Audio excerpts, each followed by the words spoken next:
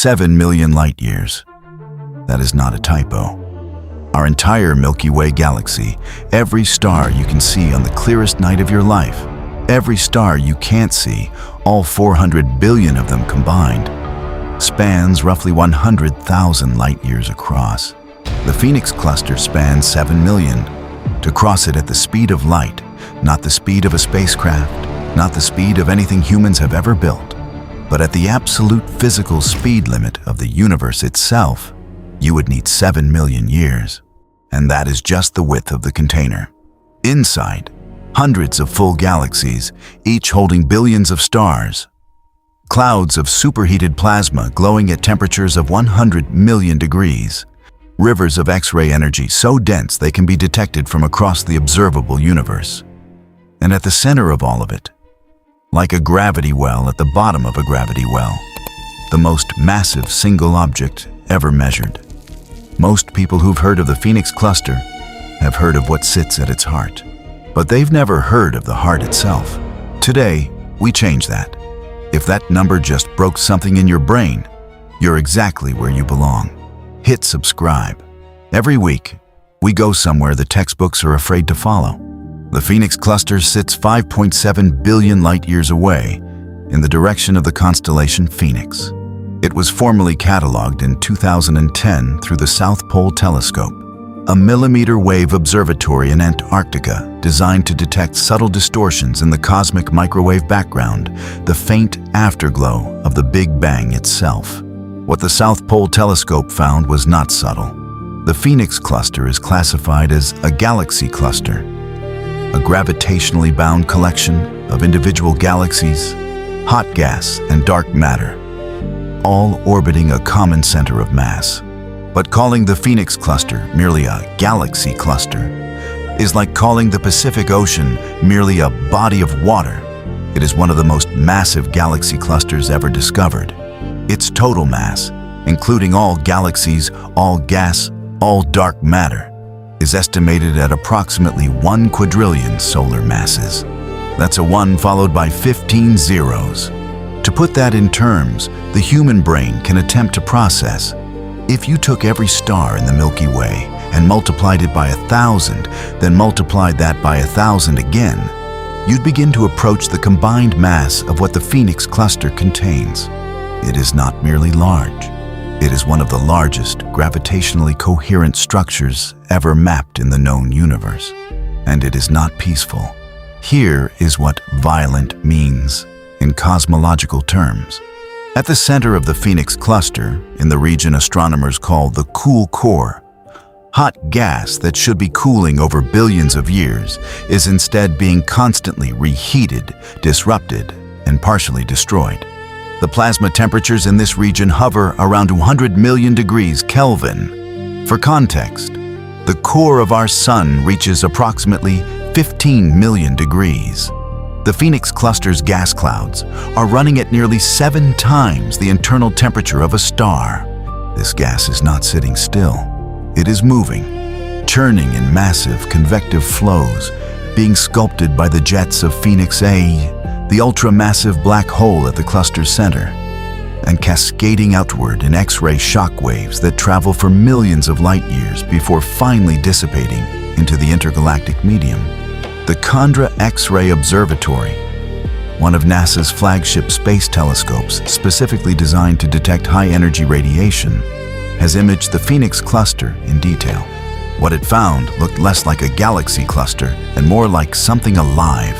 A turbulent, billowing structure of glowing gas, riddled with cavities blasted out by the central black hole's jets, surrounded by arcs of compressed material, where the shockwaves hit cold molecular clouds and triggered new star formation.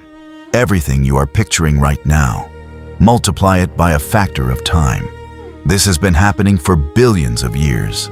If the idea that something this extreme exists in our universe, and we are only now beginning to map it properly, subscribe to Beyond Orbit.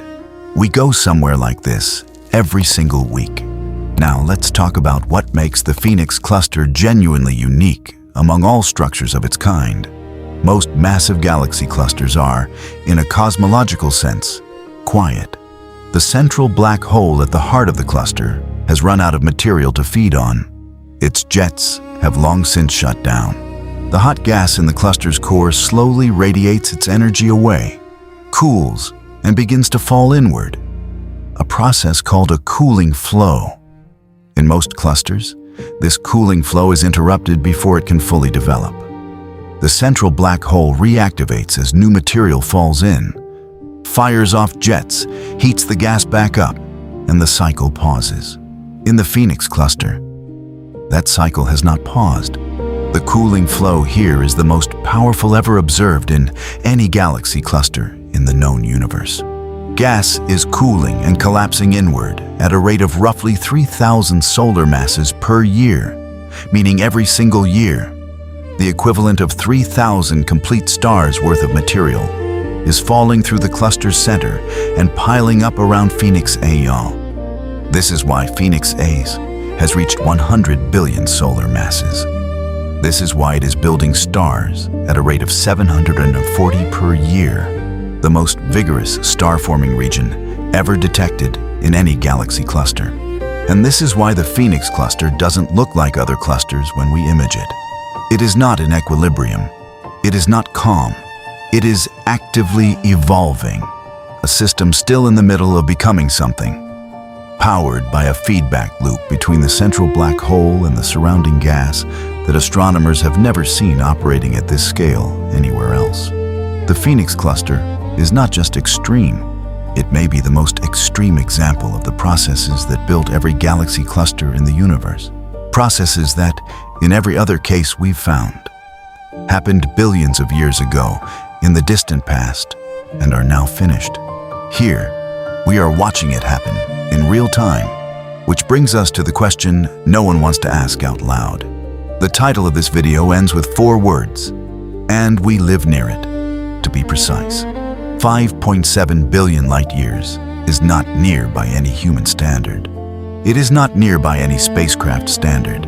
At the speed of the New Horizons probe, the fastest object humanity has ever launched into deep space, it would take roughly 100 trillion years to reach the Phoenix cluster. But in cosmological terms, in the scale of the observable universe, which stretches 93 billion light years in all directions, the Phoenix cluster is not on the other side. It is in our neighborhood. It is in the same region of space-time that we occupy. The light we observe from it left 5.7 billion years ago, when Earth was still forming, when the sun was newly born. We are looking at it across time, not just space. And what we are seeing is what happens when physics is turned up past every maximum we've measured anywhere else. The hottest gas, the largest cooling flow, the most vigorous star formation, a black hole that, by all calculations, should not have grown this large. The Phoenix cluster is not a warning. It does not threaten us. Distance insulates us from everything that happens inside it completely, but it does something else. It tells us what the universe is capable of when the conditions align. It tells us that the extremes we had measured, the records we thought we understood, were not actually the limits. They were just the limits of what we had found so far. Tell me in the comments, does a structure this extreme feel more like evidence that the universe is infinite in its violence? Or does it make you wonder what else we haven't found yet? I read every single response. The Phoenix cluster will not always look the way it does today. Eventually, on a time scale of tens of billions of years, the cooling flow will exhaust itself. Phoenix A will run low on infalling material. Its jets will quiet. The star formation will slow from 740 per year down to tens, then single digits, then nothing. The cluster will enter the same quiet equilibrium that most massive clusters already occupy. The X-ray glow will dim. The turbulent gas will settle. The hundreds of galaxies gravitationally bound inside it will continue their slow orbital dance around the center, a dance that was already billions of years old before our planet even existed. And some of those new stars currently being born at 740 per year, stars forged in the pressure wave of a black hole's jet slamming into cold gas, Some of those stars may have planets, and on some of those planets, billions of years from now, something may look up at its night sky and have no idea that the quiet, settled galaxy cluster it lives in was once the most violent structure in the observable universe. It won't know that its sun was built by a monster. We know, and we are 7 billion light years away, in a quiet corner of a modest galaxy, pointing instruments into the dark and slowly beginning to understand what we are surrounded by. The universe didn't give us a warning. It gave us a window. Keep looking up.